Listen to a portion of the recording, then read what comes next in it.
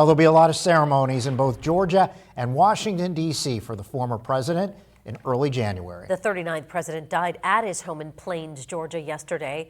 He was 100 years old. Our Washington, D.C. correspondent Rachel Knapp is joining us live tonight from the White House. Rachel, what is expected for the funeral services? Good evening, Mike and Eva. So we know that the funeral services will be held here in Washington, D.C., but there's also going to be some ceremonies not only here in our nation's capital, but also in his home state of Georgia.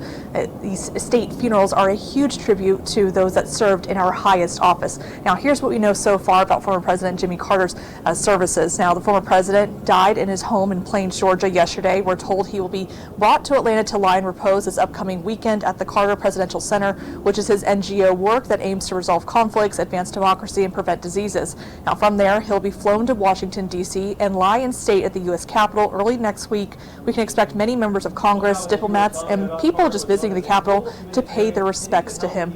Now, also next week, we're told there will be a funeral service for him at the National Cathedral here in D.C. President Biden will give a eulogy.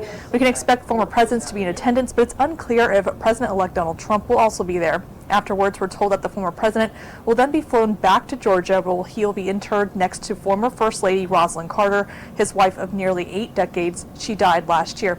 Now, President Biden says that flags will be lowered to half staff for the next 30 days, which, by the way, will also be during the same time as President-elect Donald Trump will have his inauguration ceremony here in in Washington.